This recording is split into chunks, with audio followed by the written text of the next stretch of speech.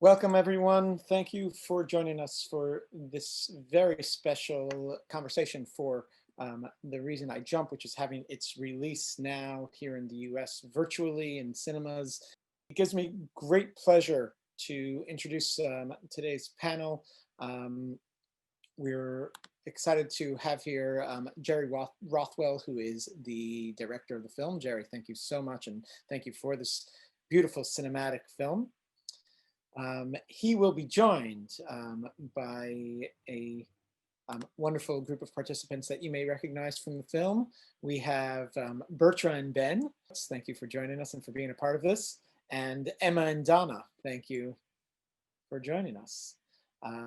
To moderate the conversation, we couldn't be more proud than to have our good friend and I'd say the world's #1 expert on disability cinema. He's Director of Communications at the Disability Rights Education and Defense Fund, our good friend Lawrence Carter-Wong. Thank you, Yitzi, and it's a pleasure to be here at the virtual cinema release of The Reason I Jump, over 100 virtual cinemas, and of course, this one benefiting the ReelAbilities Festival there in New York City. It's a pleasure to be here. Hello, my friends. How are you? It's good to see you again. I was thrilled to be able to attend the premiere, which seems like a million years ago, of The Reason I Jump back at Sundance, almost a year ago, exactly now. And we've since done a couple of these chats, and it's great to kind of come full circle now with the digital release. So the more people can finally see this film. And so thank you. It's so great to be here with you again today. So Jerry, I want to start with you. Let's talk a little bit about the journey. You know, it was in 2007, I think it was, right? A 13-year-old, for folks who haven't seen the film yet, because probably some maybe haven't, a 13-year-old Japanese boy, with the help of an alphabet board, wrote a book communicating his thoughts. There's sort of a bridge between the non-speaking autistic world, or at least his world, and neurotypical folks. How did that become this film that we're talking about today? Tell us a little bit about that evolution. Yeah, so I first came to the project really from the producers, Jeremy and Stevie, who you see in the film with the parents of Joss, the young boy in the UK in the film. And they'd read the book, I think, when it was translated into English. It had made a huge impact on them, and they wanted to turn it into a film. They were both film producers. So I got involved through my producer, Al Morrow. And I guess my first instinct was, great, you know, here's a film about Naoki Higashida, this young Japanese boy who wrote this incredible book when he was 13. Let's do a film about him. And so I went to Japan, met with Naoki. He was really interested and happy for the film to take place, but didn't want to be filmed or in it. And so that in a way sent the film on a different journey. That presented a unique challenge, I would guess. Yeah, it's not an easy book to adapt because it's 58 questions. It's basically a Q&A about Naoki's experiences, the questions he thinks neurotypical people want answers to. But it is very kind of poetically written. It's got a great kind of spirit about it. And so it kind of did give itself to using that book to kind of explore other people's kind of worlds and other people's experiences. Yeah, and so that leads, that's good. You're good at this, Jerry. You've done this a few times, right? That leads us to Emma and Ben. How did you get involved with this project? What was your way in, and what was it like for you? And I think we'll give them a moment to answer that question. While that's happening, Jerry, why don't we talk a little bit about, because you know, one of the things you talk about, how the book was translated from Japanese into a whole host of other languages, and film itself is a form of translation. You do a remarkable job, I think, sort of using not only sort of narrative or the traditional ways of doing documentary, but with sound and with the visuals, and sort of translating not only the stories of the folks you feature in the film, but even the experiences, the sort of somatic experiences of what it may be like to be autistic. Can you talk a little bit about that? Yeah, I mean, yeah, you're right. Naoki's like, apparently he's the second most translated author in Japan, just after Haruki Murakami. So that's quite an achievement for a 12-year-old, a book written by a 12-year-old.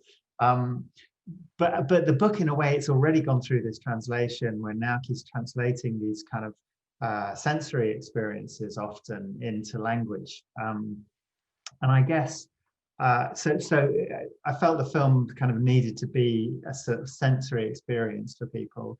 I don't think, it's not trying to simulate something. It's not trying to, I'm not sure any of us can kind of get into another person's head, and I'm not sure that cinema can replicate the thought process. But I think what cinema can do is get an audience to look at something anew, look at it from a different perspective. And I suppose we decided that we would kind of, spend time with Ben and Emma and Amrit and Joss and try and just shoot and record in a way that maybe conveyed a different perspective on their environment from the neurotypical. I want to go back. I'm noticing that Ben and Emma are looking at me, so I think they're probably ready. Why don't we give them a chance to answer the earlier question, which is, what was this experience like for you, and how did you get involved?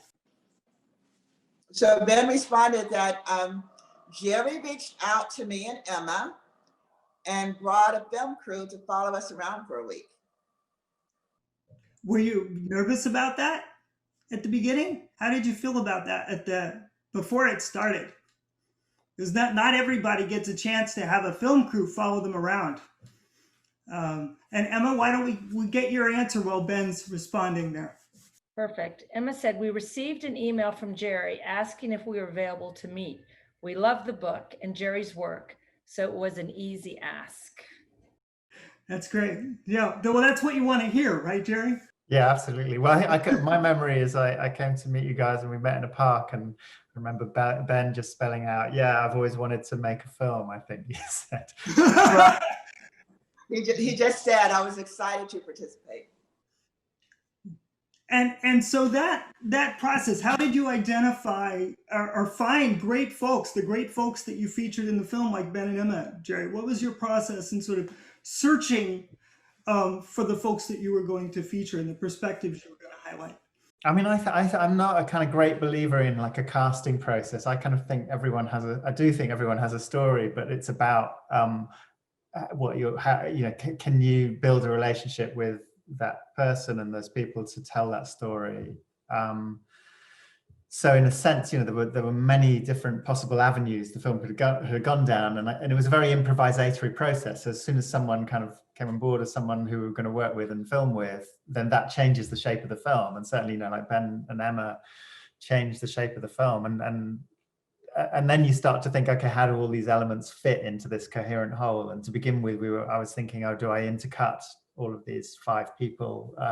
But in the end, we decided to kind of have the film in kind of fairly discrete parts where you got to spend a good chunk of time with people. And in a way, each person's story informs the next. So I think, for example, when you come to Joss in the film, I think it helps that you've been with Amrit. So you've kind of understood a sensory world, which for Joss is much more overwhelming than it is for Amrit. But and then having been to Joss, when you meet Ben and Emma and you see Ben and Emma communicating and you see the growth of their friendship, that has kind of a huge impact because of what you've seen before that.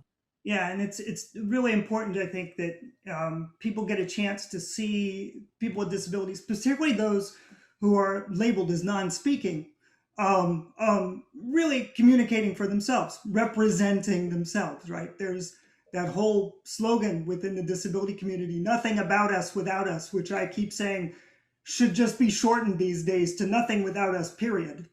That there's no area that disabled people shouldn't be involved. I wonder if Ben and Emma, maybe Emma can go first with this one next. could talk a little bit and tell us a little bit about your perspectives on the importance of autistic folks in particular representing yourselves. Why is it important to get the authentic voices directly from autistic people yourselves? So we'll come back to that in just a moment. Are you ready? Yep, ready. Donna? Okay, yeah, go for it, Donna. Emma says, only we know this experience of autism. Even the ability to communicate doesn't make me less autistic. It is important for people to see our challenges as well as the beauty of our lives. Right, so unfiltered, right? Yeah, direct from the individual. What about you, Ben? What would you add to that? Ben says, it is important to demonstrate competence, to confound the belief that non-speaking autistics are not smart. And I think that speaks back to one of the things that really came through for me in rewatching this film. Right, there are all these assumptions that the world has about autism and about disability in general, and what this film does, sometimes directly, sometimes not so directly, challenges those assumptions, right, by presenting it, by showing it to you. I'm wondering, Jerry, in terms of that sort of upsetting the apple cart, right? The just sort of expanding one's the palette, adding more color to the palette. You know, what it seems that one of the things that you did in creating this film is because you had to, right? Because now he didn't want to be in the film specifically, that you had to change the focus somewhat from that singular focus to the collective. And so you add more color to that palette. You broaden what you're going to do that, and sort of merging the who or the individuals that you're spotlighting and with the how. You talk about that sensory experience. Can you talk a little bit about those decisions? Yeah, I mean, I think that's, I mean, I think generally I'm quite attracted towards films that are about kind of collectives and groups of people, but there's obviously a real danger in this, that the film starts to say, you know, this is what being autistic is like or something, which I think is too universal in a way. It's too, you know, so hopefully the film kind of gives each person their own sort of individuality and their own experience. Like one of the dangers was that the book, that people become illustrations of the book. You know, you use a bit from the book which says, you know, when Naoki says, you know, for me the world's like this, and then you go to someone and you show that. So I tried to find this kind of visual landscape where the book could sit, which was apart from our characters, hence the young boy who's like resonant of the young Naoki, kind of roughly the age that Naoki wrote the book, this young Japanese non-verbal autistic boy from the UK, who we filmed with, and his kind of journey through landscapes is a sort of way into the book. I think David Mitchell said something like, for him the book was like an envoy from his son's world, and so maybe that character is a bit Naoki-ish. And we should note that David Mitchell, who translated the book into English, son is autistic. That's right. Yeah. I mean, that was a motivation for David writing the book. I mean, going back to what you were saying about assumptions, I think it's interesting is like you always make films, especially films like this, against or in the context of the prevailing assumptions. You know, hopefully in 10 years' time, this film will be completely out of date because we'll have absorbed in the same way that Rain Man is completely out of date now. Rain Man is a kind of, in some ways, is quite a negative film in terms of its representations of autism now, because we kind of associate autism with huge mathematical geniuses or something like that, but at the time, you know, at the time maybe it's important. Yeah, you do have to kind of knock against those assumptions an audience has about autism in order to, even assumptions that they're not even aware. Yeah, exactly. You have to make those assumptions conscious and then just meeting people where they are, but hopefully leading them somewhere different. And I think I want to ask Emma and Ben again, in terms of meeting people where they are, what would you like to see? What are your hopes for this film, and what do you hope people get out of it? And where do you hope they end up, maybe in a different place at the end than when they started? So where would you like to see this film take the audiences who are viewing it? Ben has responded to the question, and he says that he wants the takeaway to be that autistic people are different, but not broken. Not broken. Yeah, and that's an important distinction. And Emma said that she wanted people to understand that we are emotionally intact. Ben is my friend. My life is rich. And the answer to your last question is that autistics have the potential for full lives. Okay. Yeah, and full lives should be defined, however the individual answering that question defines a full life, right? Whatever you say a full life is, that's your life. Right, and Ben responded in terms of that we're not broken. He says we do not need to be fixed. You do not need, and there's that is the biggest assumption, right? The biggest assumption in that disabled people, autistic folks are broken, and that the autism or whatever the condition might be has to be cut out, gotten rid of, completely ignored, denied, not acknowledged, all of those different things.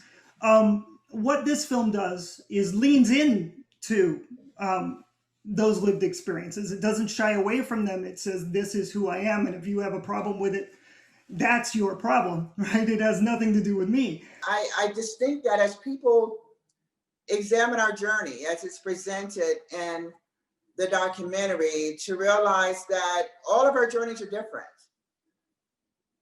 They're all very, very different. And there's no one way to move forward.